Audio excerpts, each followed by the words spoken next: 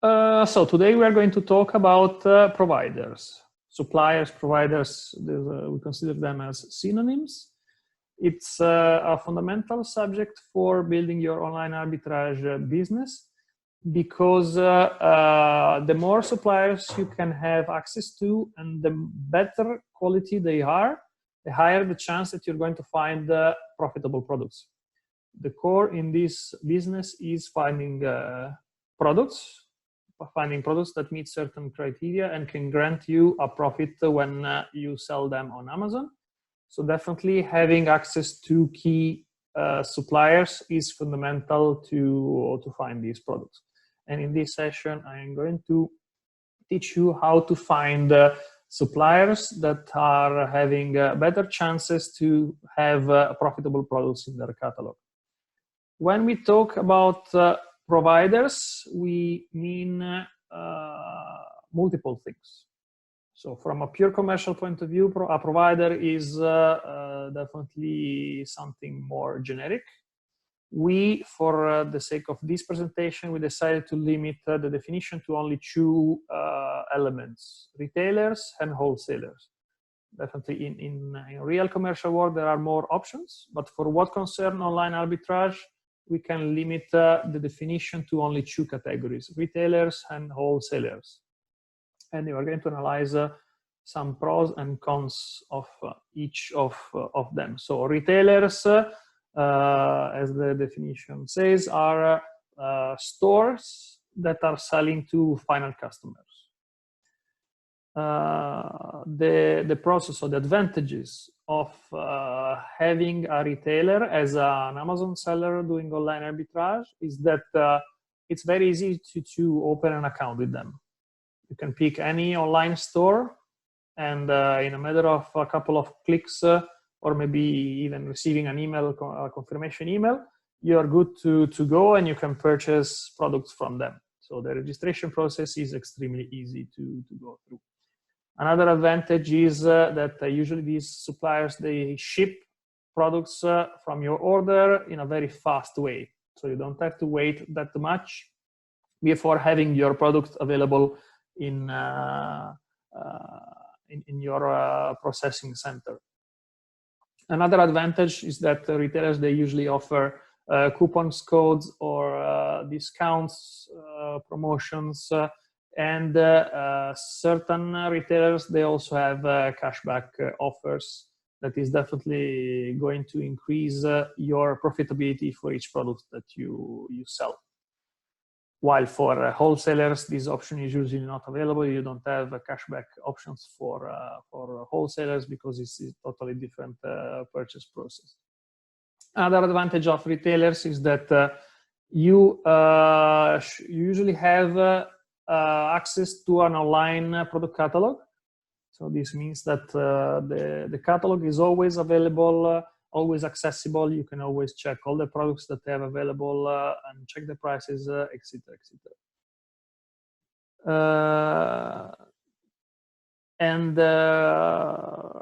Regarding the disadvantages, so the first one is both an advantage and a disadvantage, meaning that having prices visible is both an advantage and a disadvantage because definitely for you as a seller, you can see directly the prices. But this means that all other sellers and everybody who's actually going to buy these products and sell them on Amazon, they can do that exactly the same. So this means that you will have a lot more potential competitors. They don't have to go through a registration process in order to see these prices. Usually with the retailers, another disadvantage is that these prices that you see are not negotiable. So unlike the wholesalers, with retailers, there is no option to go and contact somebody for having some big quantity discount. There are very few retailers that are doing this, and usually it's a very automated process. So you don't have to, you cannot talk to a person in order to have a discount that is made around your needs. And same reason why you don't get any quantity discount with the retailers. Then usually retailers, they are having a limited stock for almost all their products. So this means that once you purchase the winning product and you want to access the same store and buy again the same product, there is definitely a possibility that this product is out of stock and you cannot place another order. It's something that you have to take into account when talking about providers, because when you find winning products, you want to have a constant constant access to the same product over and over. You don't want to buy too much in the beginning, otherwise you might have product waiting in the Amazon warehouse, and therefore you paying for having them stored there. So you want to buy the right quantity, not too much, not too little. But when they run out of stock, you want to be able to place another order for them. And that's why retailers are a bit more tricky, because usually the stock availability for a lot of products is not unlimited. And once you place the first order, it's not given that you can place another order for the same item. And again, as I said, for retailers, since they are open and accessible to everybody, you are going to have more competitors as Amazon sellers. Regarding wholesalers, so wholesalers are suppliers that are not selling directly to the end customer, but they are acting as distributors.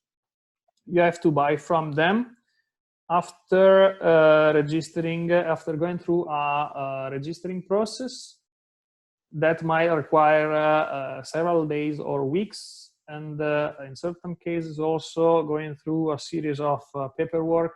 You have to provide some documentation. They have to verify you as a reliable seller before authorizing you to make business with them.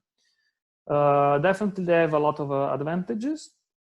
With almost all wholesalers,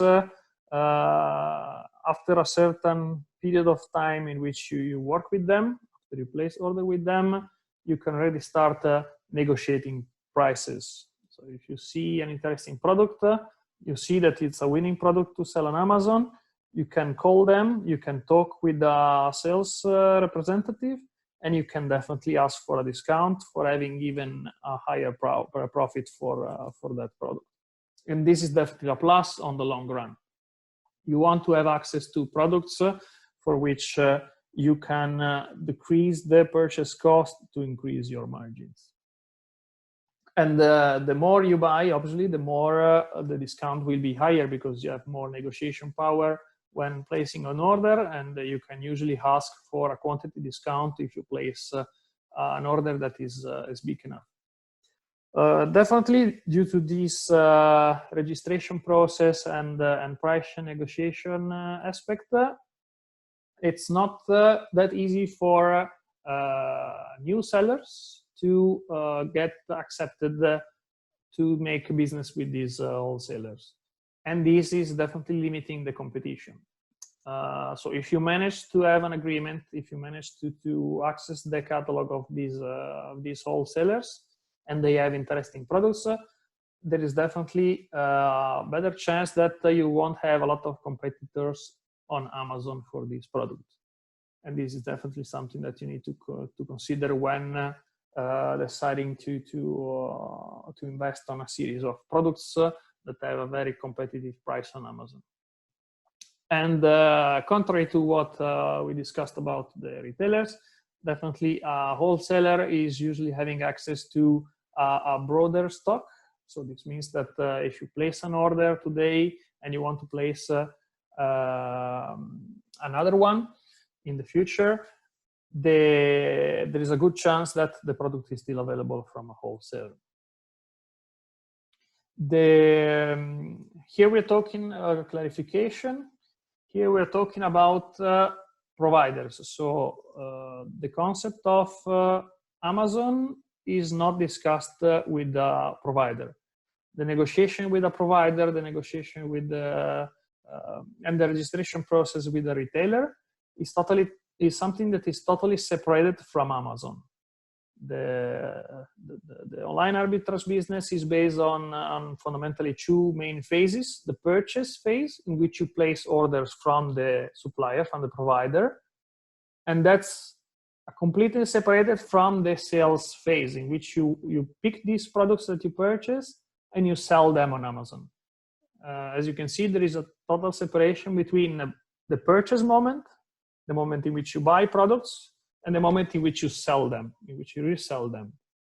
Now we are discussing in this presentation, we are talking about the very first phase. So everything that you do in order to buy inventory. When you have inventory, then we are going to talk about how to sell that on Amazon. But this is a totally separate phase. And there is no correlation between Amazon and the suppliers.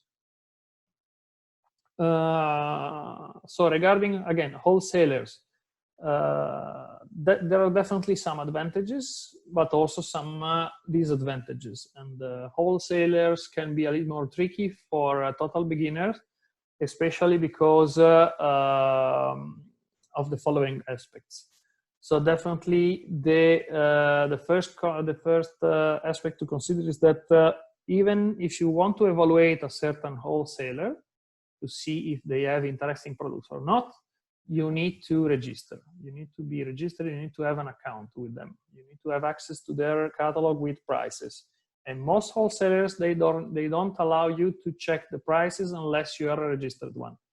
So you need to go through the registration process, to send documents, to verify, to contact probably a sales representative, just to get access to their catalog.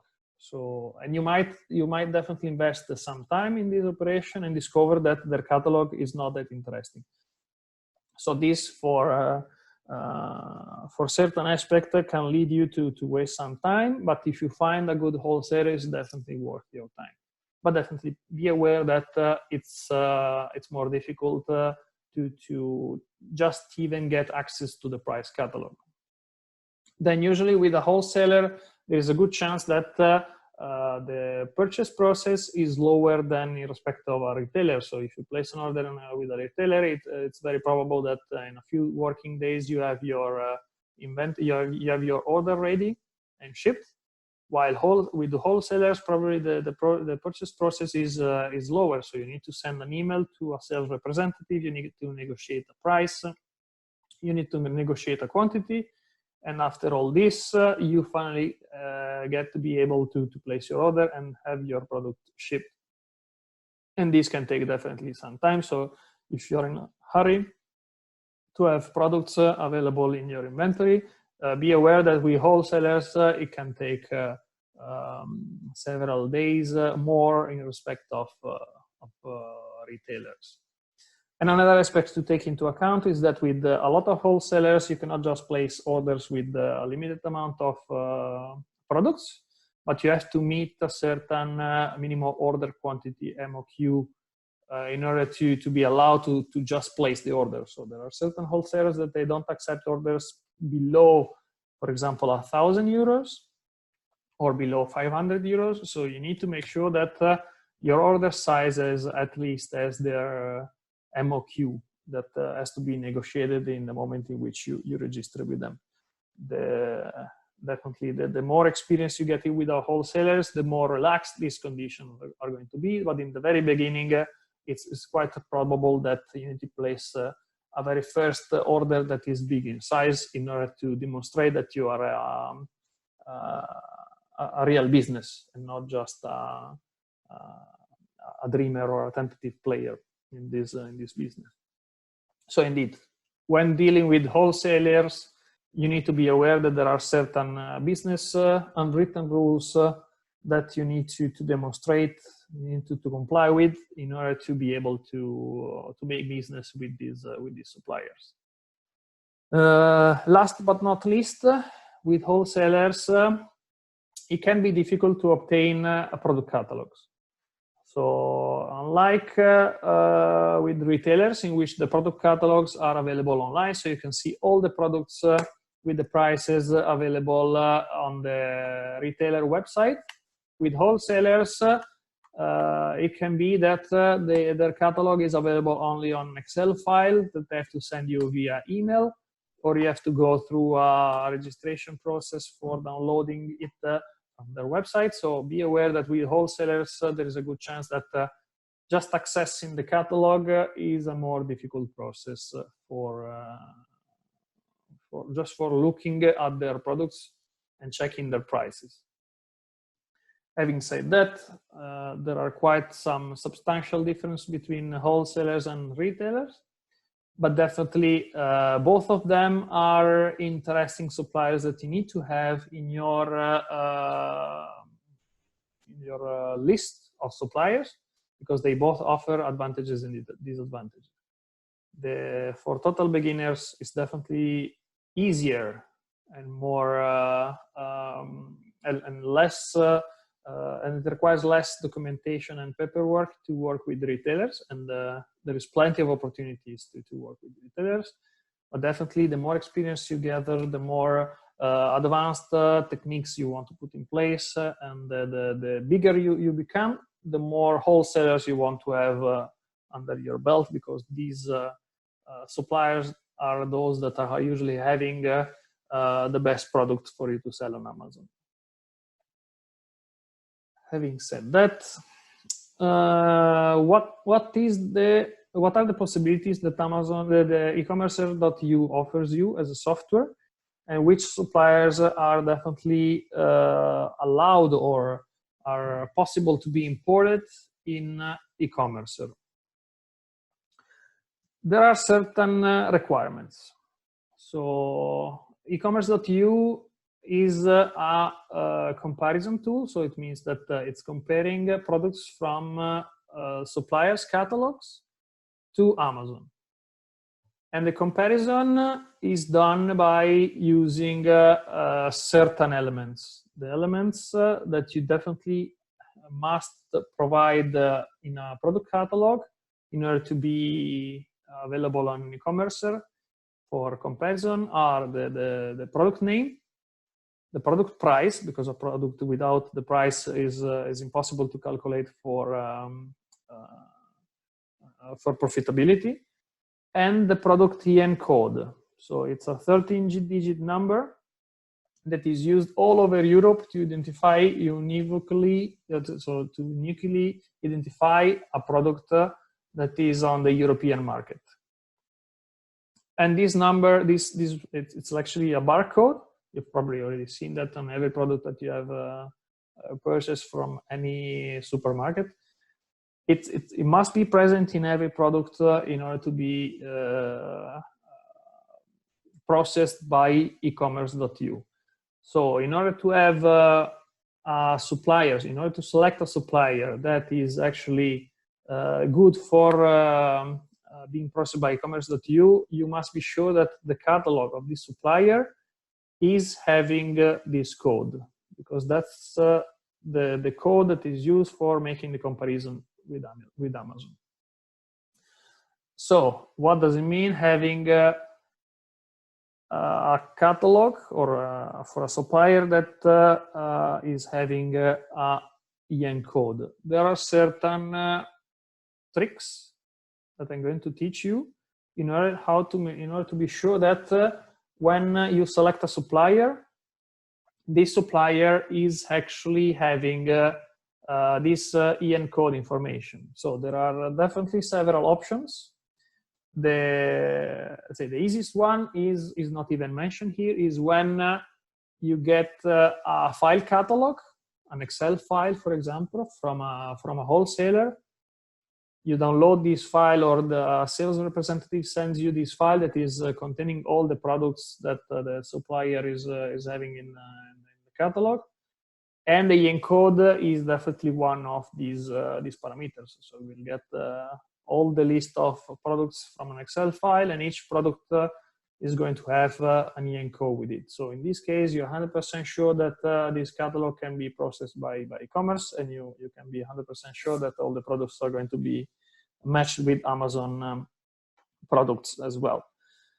Unfortunately, for most cases, you won't have a file catalog with the EN code already available, so you need to find out where is it on the website of the supplier. Most of the suppliers that you're going to work with, they have a website. So I'm going to teach you some techniques on how to find the EN code on the website of the supplier. And there are usually three possibilities. There are usually three possibilities for where the EN code can be stored. Where is it available on the website? The first one is somehow visible on the page. So I have an example here. So this is a page from Fnac.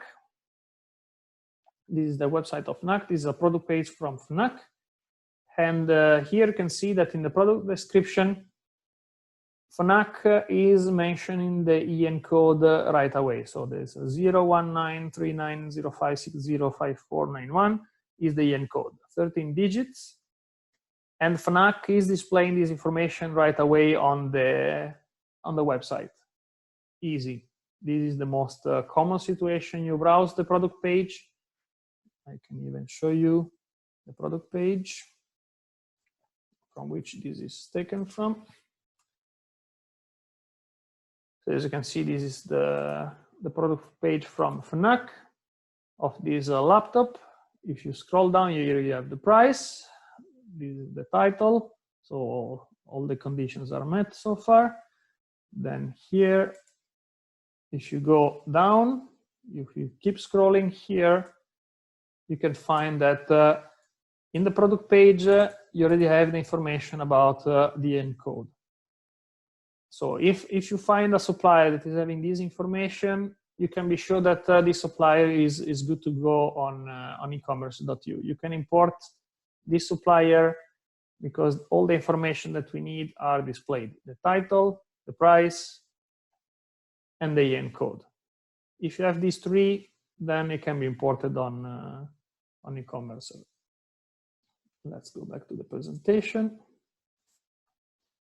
So this was the first option. The second option is when a supplier is displaying the EN code in the URL. So the URL is that part of your browser where you have the address to reach out to the page. And in Chrome, it's appearing like this. And as you can see, for the store for Oyo, it's a French supplier. They have in the URL the EN code displayed here. So if you count these numbers, we're talking about 13 numbers. If you take this number and you check it on Amazon, you see that you can have exactly the same product. Let's see. Let's pick this product. So this is the URL we were talking about. So here you can see that in the URL bar, this is the URL bar in Google Chrome. Here you see that you have the EN code. Here it is, just before the .html. And this is the number that we are going to use for comparing it on Amazon. This is the product page. So this is a figurine Assassin's Creed Odyssey. Price 60 euros, tax included. So also this page, also this website, this provider is having all the information that we need in order to import it on e-commerce. So the title, the price, and the EN code that is displayed here. Let's go back to the presentation. So this was the second option. The third option is a little bit more tricky and requires some more effort to be discovered. So if you don't manage to find the EN code in the page, if you don't manage to find the EN code in the URL bar, there's still a chance that you can find the EN code in the page source. You know that every web page is having a programmer code. It's called HTML, in which certain information can be hidden, and they're not going to be visible to people that are browsing the website, but they are definitely accessible from the code. So if you navigate the code, and I will show you how, you can definitely find what you're looking for. And in this case, it's quite simple. So for certain websites, let's pick, for example, Alternate. So for Alternate, unfortunately, you don't have any information about the encode on the page. So what do you do usually is pressing, right-click on any part of the page, also here, and you click on View Page Source. Or alternatively, you can press the combination of key, Control, and U. If you go to the page source, you will see that this is the programmer code of the page. It's quite long, quite complex to read, but we don't care about reading it. The only thing that we have to do is a search. So if you press Control F while staying here, it appears this search bar here. And all you have to do is to search for some keywords. And the keywords for finding a barcode are or EN. So in this case, you see that we already have a match. Or also here, you see UPC EN, and here you have your code. So there are several repetitions, so all the same code is repeated over and over. As you can see here, we have a 13-digit code, and this is what we are looking for. So if the source page, the code is having the EN code hidden somewhere, we in ecommerce.io, we can import this page as well. So it doesn't matter if it's not displayed here in the page, nor in the URL, as long as we can find this information in the source page.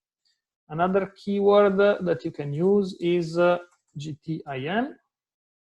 And as you can see for Alternate, also it can give you a result, a 13-digit code that is actually the EN code.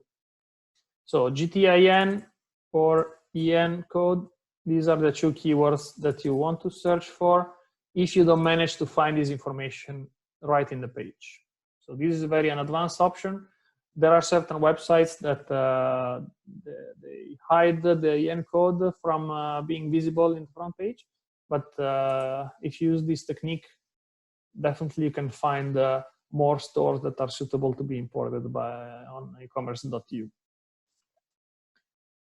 So this is it. So these are the only requirements that we need: the product name, the product price, and having the product EN code somewhere visible, or in the page, or in the URL, or in the page source, as I showed you. Then, once you verify that a supplier is actually possible to be imported in ecommerce.io, I'm going to give you some tips on how to identify the good ones, because definitely the possibility to find the suppliers are quite unlimited. You can find suppliers anywhere. But indeed, how to recognize those that are definitely having a better chance to have profitable products to be sold on Amazon. So here's our suggestion list. We definitely recommend you to deal and to search only for suppliers that are selling authentic products only. So don't trust suppliers that are offering fishy deals, suppliers that are having a very bad reputation, or they might have purchased products from and then sell you products as a scam. So you want to deal with authentic suppliers. You want to be able to purchase authentic products. You don't want to sell counterfeits on Amazon, otherwise you'll be in a lot of trouble. So always buy from authentic suppliers that are selling authentic products. This is definitely the best way to make business selling products on Amazon. If you sell counterfeits on Amazon, you can be sure that your account is going to be shut down in a very short time. So stay away from all these fishy websites that are selling counterfeits for a very cheap price. Having said that, in order to have better chances to find profitable products, we highly recommend to to work with the suppliers that are having a big catalog size. So all the suggestions that I'm talking in this slide, they apply both to wholesalers and retailers. So there is no difference. The same principles, they apply to both. The way you search for them, we're going to talk about it later, but definitely once you find a supplier, whether it is a retailers or a wholesaler, it doesn't matter. You want all these parameters to be in place, to be present in order to have better chances to find profitable products. So authentic products only, having a big product catalog size, so we discourage you from working with suppliers that are having only a bunch of products, because it's going to be very difficult to find profitable ones. Again, this is a number game. The more products you have, the higher the chance of finding good ones. The fewer the products you have, the smaller chance that you're going to find interesting products in this catalog. So you want to work with the big suppliers that are having a lot of products in their catalog, at least 2,000 SKUs. Then definitely another selection process for identifying good suppliers is finding suppliers that are able to offer you aggressive discounts. If they are retailers, you want to be sure that they are from time to time offer you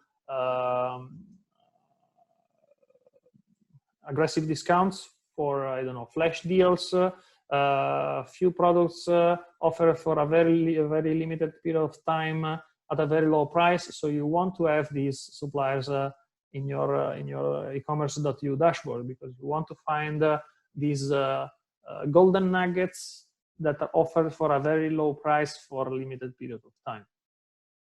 And the same thing for wholesalers. So you want to deal with the wholesalers that can discount, that can apply a big discount when you place orders with them. So the bigger you get, the higher the discount, but you want to be sure to work with wholesalers that can actually offer you bigger discounts when entering a negotiation.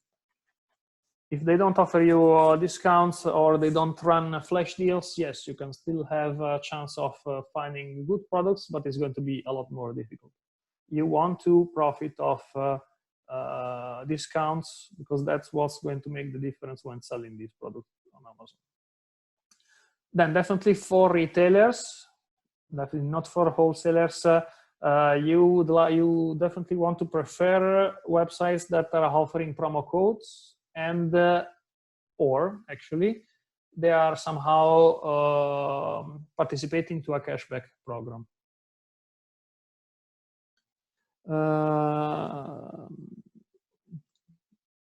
So indeed, there are definitely a lot of cashback mechanisms, and you want to make sure to check which website are having a partnership with cashback, and if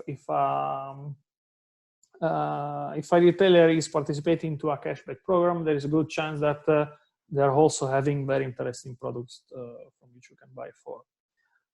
Coming back to the product catalog size, is there a trick to identify how big is a product catalog without actually knowing how many SKUs?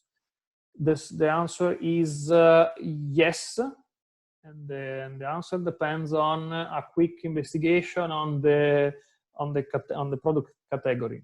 Let's go back to, for example, alternates. So if you find a website like this with a lot of categories and a lot of subcategories, you can be sure that there's going to be plenty of products, way more than 2,000. You see how many categories we have. So if you go to the home page, hardware section, you see how big is this category and how many categories we have here. So the bigger the category tree, the higher the chance that this supplier is having a lot of products. If the category tree is having just 2 or 3 elements and very few subcategory, then probably this supplier is not having a lot of products in its catalogs, and you should not you should not consider it for your investigation. Again, it takes a little bit practice. It takes a little bit of investigation. There is no exact science for identifying how many SKUs you can find until you import it into e-commerce. But definitely, if you evaluate the category tree, how big it is, you can definitely have a lot of information about how big the product catalog size is. Then, last but not least, when you want to select a good provider, both for retailers and wholesalers, you want to have products as soon as possible in your processing center. So if you have to choose between two unknown providers, of which both promising, of which one is shipping to you in 2 days and the other is shipping to you in 2 weeks, then probably the best way to choose the good one is by selecting the one that is shipping the product faster. So online arbitrage, selling products on Amazon is all about time. So the faster you are, the faster you ship products to Amazon, the better the chance that you're going to sell more of them and to get ahead of the competition. So if it takes you 2 months to make your products available on Amazon, probably the offer is already gone, and people on Amazon are not going to buy anymore that product as much as you estimated. So from the moment in which you make the estimation, in the moment in which you start selling, you want to make sure that there is as little time as possible in between. And that's why you should always prefer to work with suppliers that are having fast shipping time. It's a little bit more tricky with suppliers, with the wholesalers, for the reason that I've mentioned before. So that, but indeed, if you work out on your process, and if you lean out all the unnecessary steps, and you make sure that all these products are immediately shipped to Amazon, then also working with our wholesaler is going to be a very good decision, despite the lower shipping time. So that's it for just provider selection point of view. So these are our recommendations when you find a new supplier and you have to decide if it can be a good one to import into e-commerce or not, as long as it complies with the previous rules that we define of the title, price, and EN code. So step 1 is verifying if it can be imported in e-commerce.eu. Second step is verifying if these conditions are met, and therefore there is a good chance that you're going to find interesting products to be sold on Amazon. Having said that, let's see at some recommendations for beginners, so people that are starting right now their business on the online arbitrage business model. There are certain categories that are a little bit more difficult to manage, and therefore not recommended for total beginners. You should definitely not discard them completely. You should be aware of them. They can be extremely profitable, but from a total beginner point of view, they can be quite tricky and difficult to be managed. So we do not recommend them for people that are just starting out. Definitely, we are going to include some advanced training material for when you have more experience. But for the moment, we highly discourage you to start moving products and purchasing and selling products from the following categories. The first category is definitely the food and other edible products. So you don't want to buy and sell products that can be eaten or processed by human being and by animals. Everything that is having an expiration date, you want to stay away from. So for managing food, apart from the fact that you need to have certain authorization from Amazon in order to sell food, but also managing food and processing food, it requires some hygienic standards and Amazon can ask you to prove what's your processing, what's your process to manage these products. So it's definitely an interesting business to enter, but not from the very beginning. We definitely not recommend it from the very beginning, because you need to comply with certain hygienic rules, and you need to be able to prove them to Amazon if requested.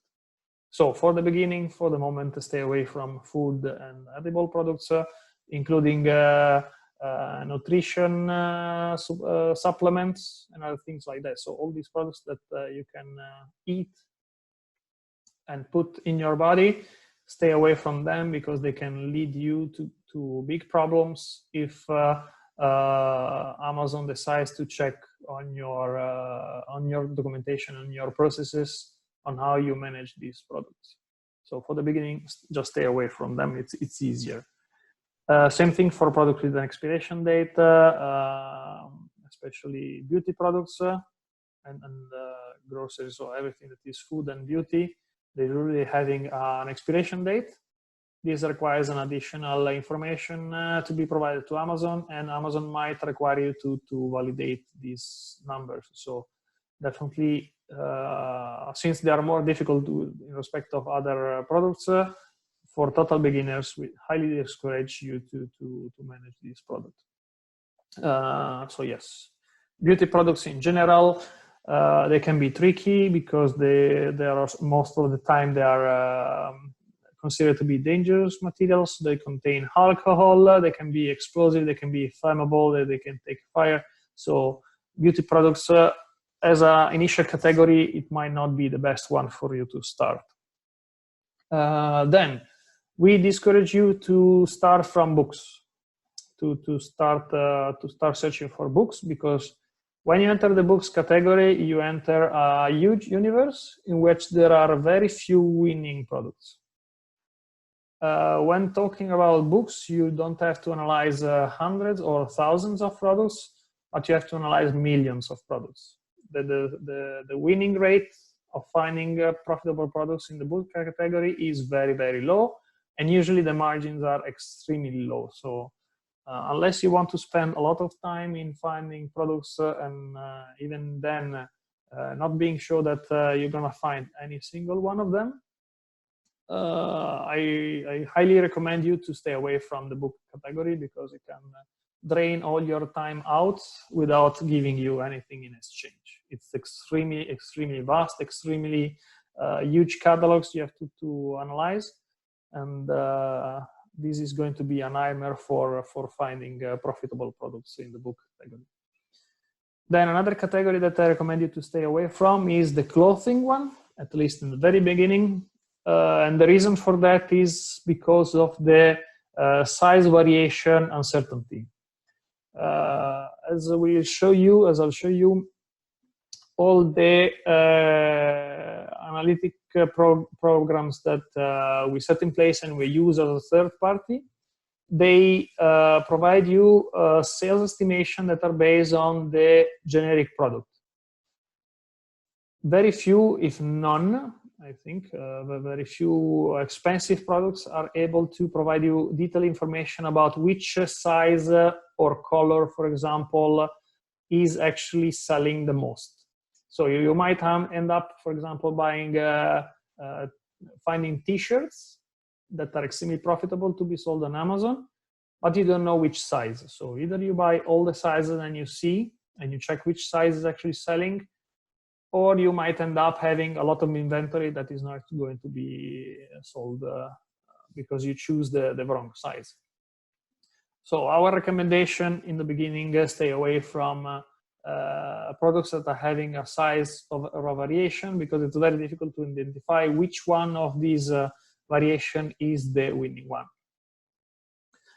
Then another elements to take into account when you start is the size of the products that you are purchasing and selling on Amazon. As you can easily understand, dealing with small size products is easier than big size products. If you have to sell a refrigerator that is huge, it's definitely going to be a nightmare from a logistics point of view. You're going to spend a lot in shipping costs. And if you're not equipped enough, if you're not structured enough as a business, you're gonna spend all your money in just moving that product and having it available for sale on Amazon. And on top of that, for big products, the FBA costs are definitely huge. So you are going to spend a lot of money for having these products processed by Amazon and shipped to your final customer. So recommendations for you that you're just starting, stay away from a big size product. With big size products, I mean something more than 5-10 kilos or bigger than a microwave. It's bigger than a microwave, or it's heavier than 5 kilos, let's say, you should consider not to process them, and you should consider not to buy them and sell it on Amazon, because you're definitely going to have very expensive costs in between in order to have these products managed and shipped to the final customer. When you progress, when your operations are fine-tuned, and you can definitely leverage on bigger quantities, oversized products are definitely an interesting category to evaluate. But for the very beginning, I would definitely discourage you to manage oversized products. Same thing for not new products. So all these products that can be still sold on Amazon, but not in the new condition. So you have damaged products, you have used products, reconditioned products. So all these categories are more suitable for other platforms than on Amazon. Amazon offer you the possibility to sell products in non-new condition, but based on our experience, the sales volumes on these categories, on these conditions, are not interesting at all for online arbitrage business.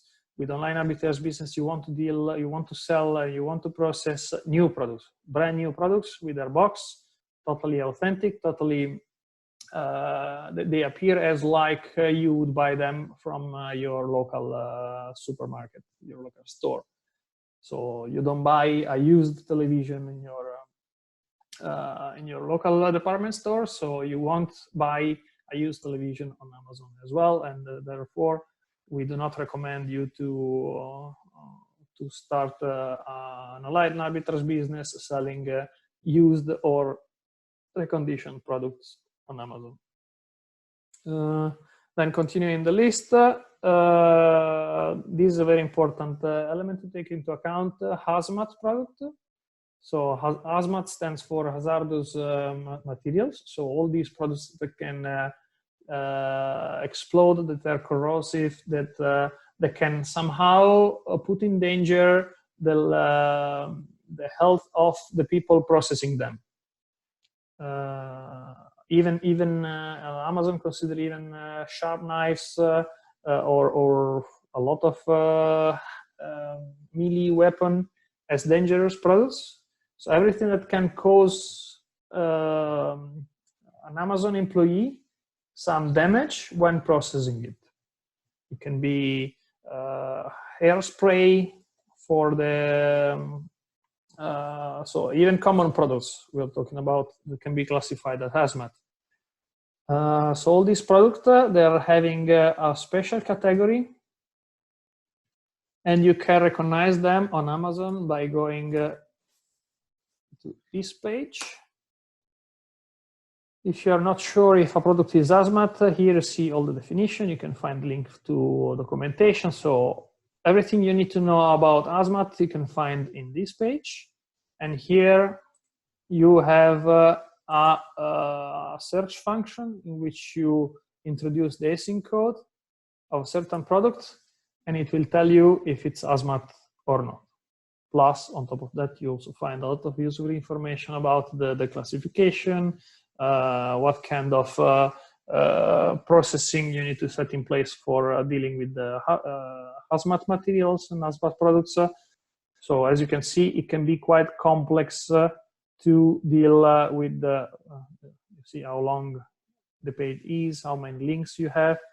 So there are a lot of instructions that are required you to comply with in order to be able to sell products, hazmat products on Amazon.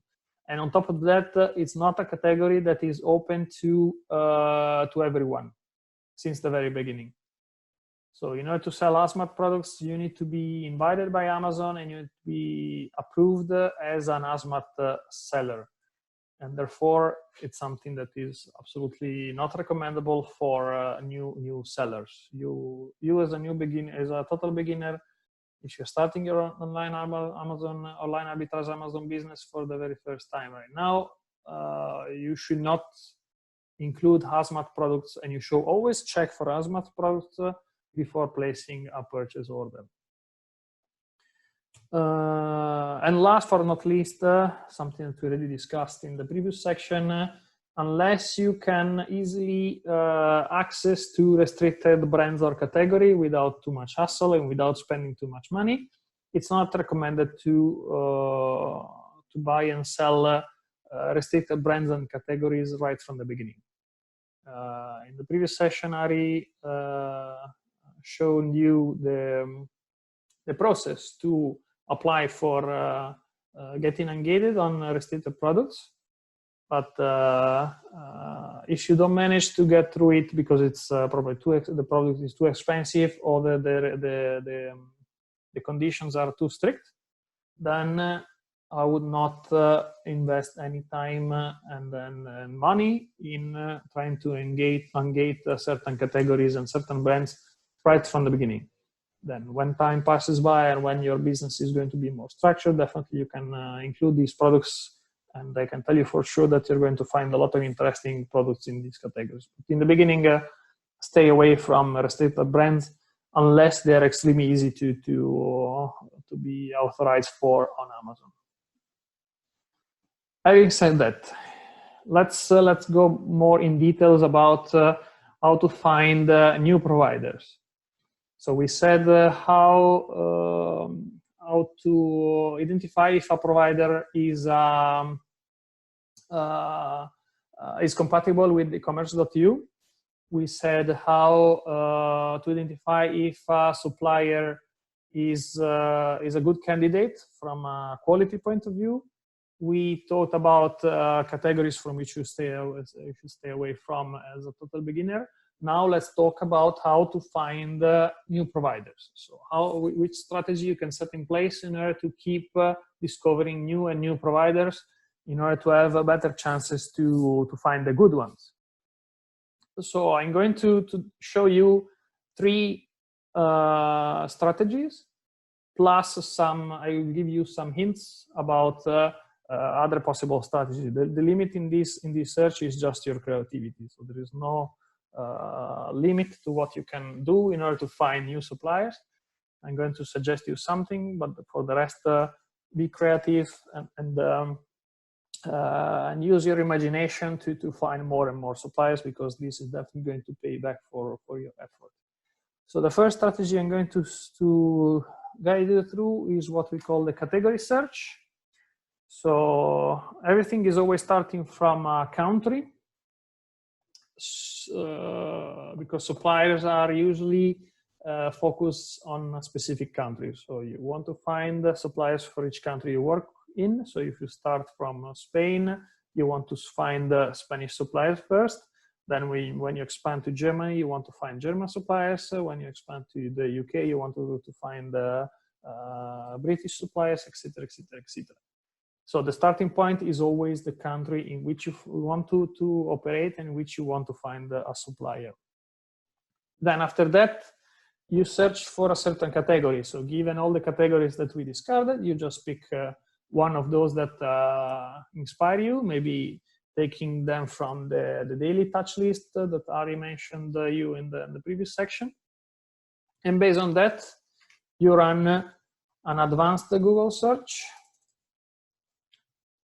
This is the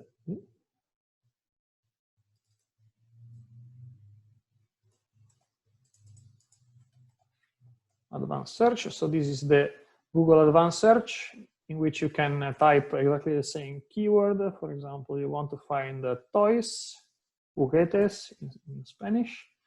And here you have some additional tool to find suppliers in a specific language or region. what I recommend is to select the country. In this case, we are going to select Spain, and run the search. And as a result, you will get a list of websites that are using this keyword and are based in Spain. So as you can see here, you find after the Google Maps suggestion, you find some leads on your suppliers. Dream.es is a supplier. Buchetilandia.com is a new supplier. El Corte Inglés, okay, everybody knows about El Corte Inglés, Imaginarium, Carrefour, and so on and so on. So as you can see, all these are suggestions for suppliers. You go and you use this strategy, and there's a good chance that if you type the right keyword here, you find a lot of suppliers, and then you can definitely go and investigate, okay, which supplier is this, where can I find the IN code, how many categories it has, you see how many categories this store has, so probably this is a good one, and you make your proper investigation. So this is the first strategy. Just type in the Google Advanced View, this one, the keyword that is describing the category that you want to search, and specific a certain region, so that you only get results from that country. Quite easy strategy that can lead you, make you find a lot of potential candidates. Another.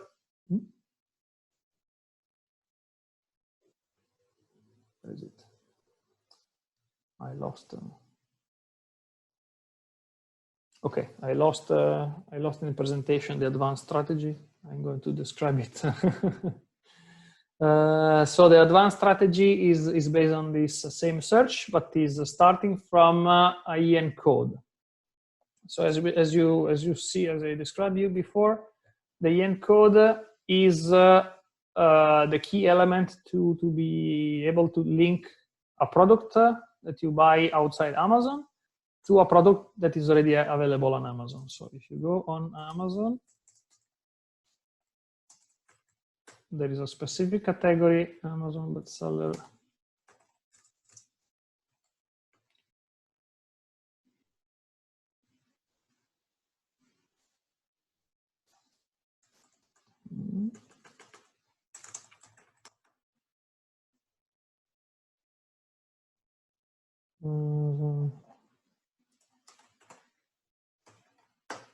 I was willing to search Amazon Spain. Top ventas. Lo más vendidos.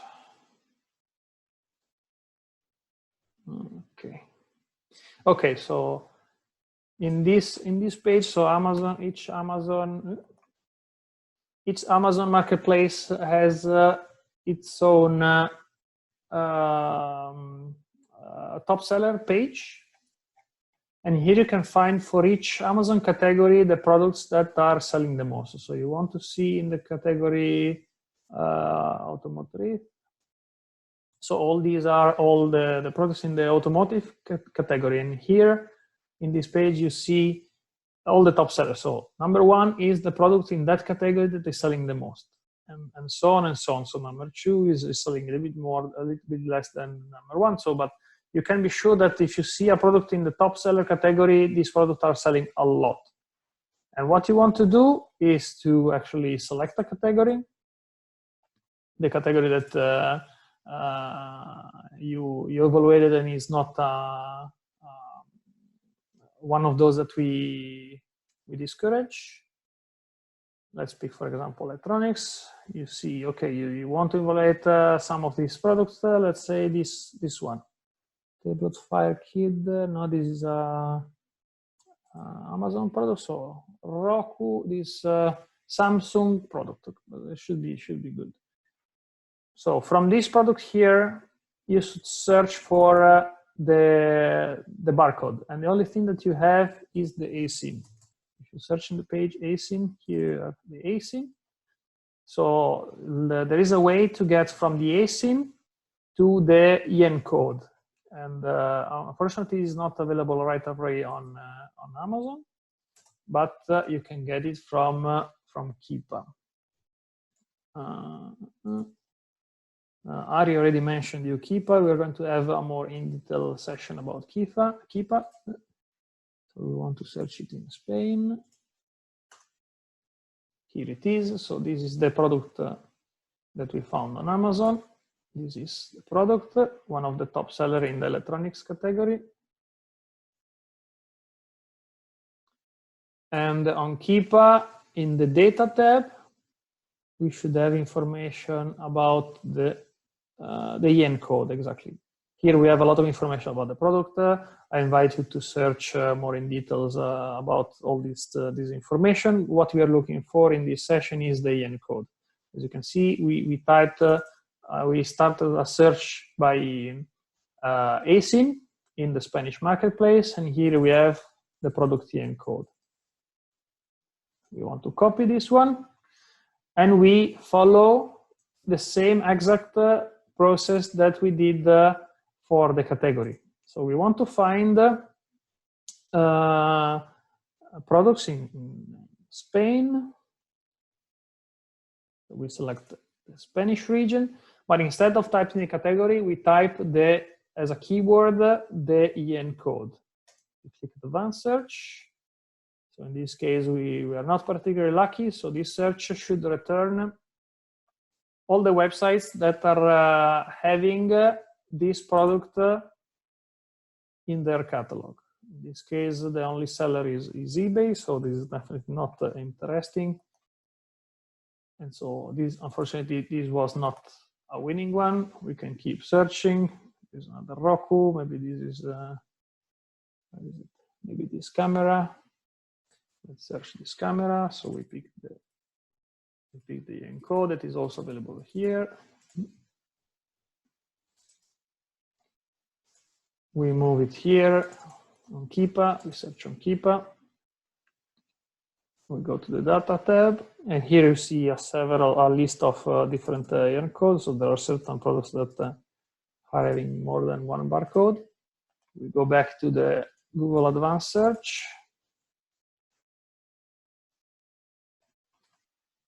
We just pick the first one. We select again Spain as region, or whatever region you want to search a supplier in. Let's see if in this case we are lucky. I see that's definitely not a long list, but we have some new leads for new stores. So this Experto Psicoterapia. Let's see if it's a supplier.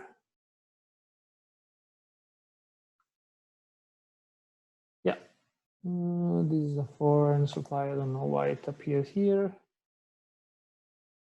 So this seems to be foreign supplier. Okay, definitely. Also, this one is not a winning one, unfortunately.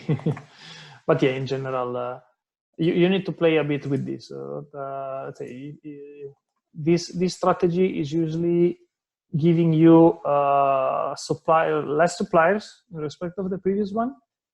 Yeah, maybe this is a winning product. Let's see. So we want to see this product here. Data. This is quite a common product. Okay, copy. Any region? No. Want to add Spain. Advanced search. Okay, here we have quite some results. 7 pages of result. So it's sold on computer store. Let's see.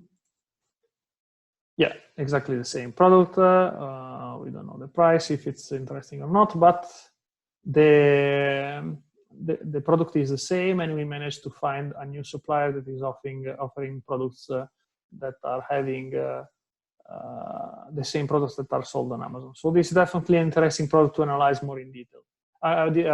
Interesting store to analyze more in detail. Then Electronicamente.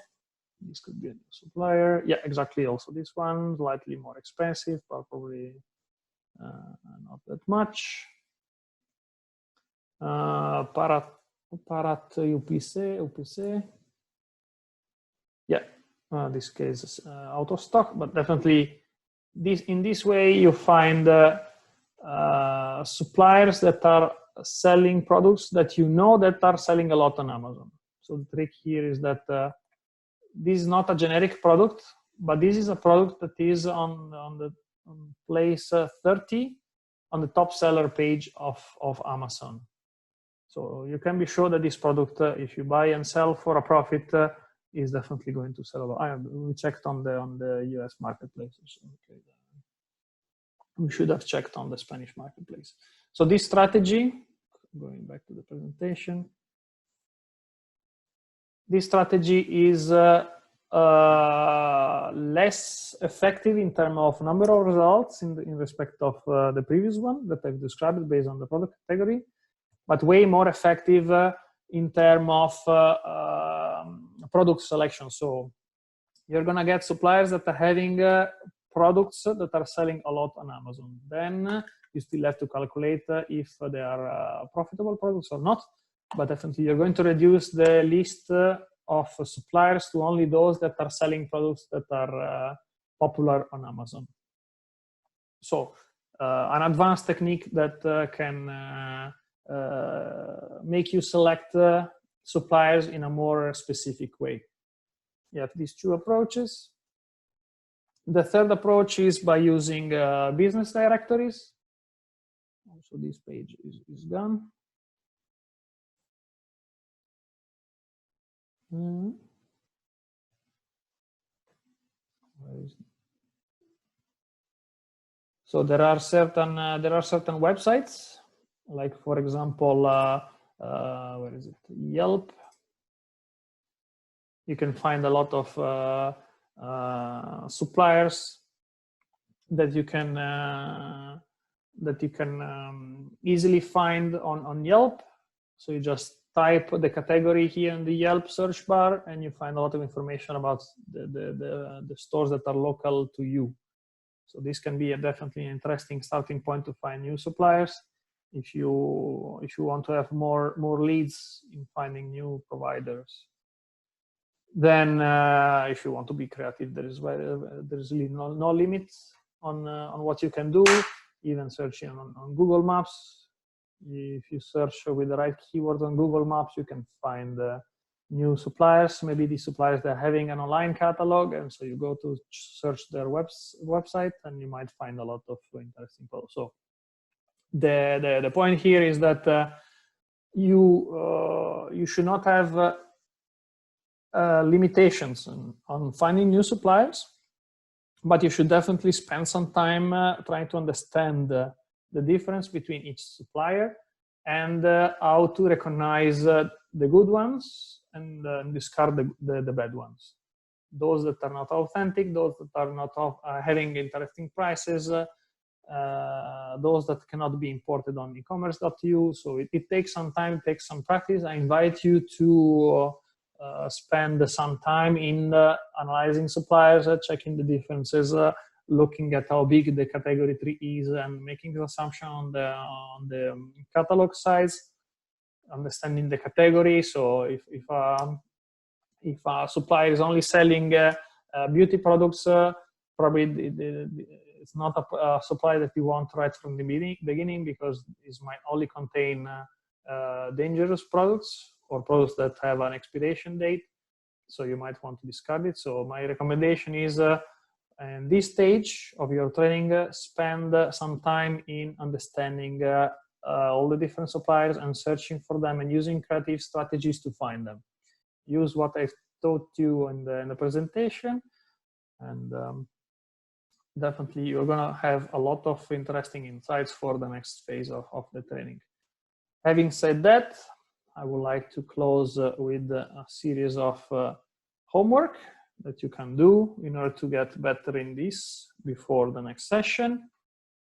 Definitely what I recommend you to do for the next session, before the next session, is to practice analyzing categories, understanding what are the pros and the cons, what are the advantages and the disadvantages of each category, starting from your daily touch list that you should have created after the previous session with Ari.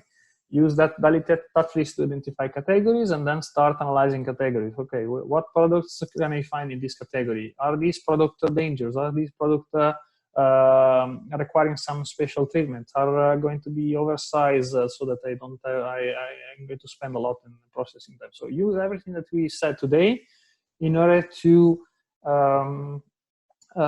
create a preference of categories and understand which category can be the best one to start with and to build your business.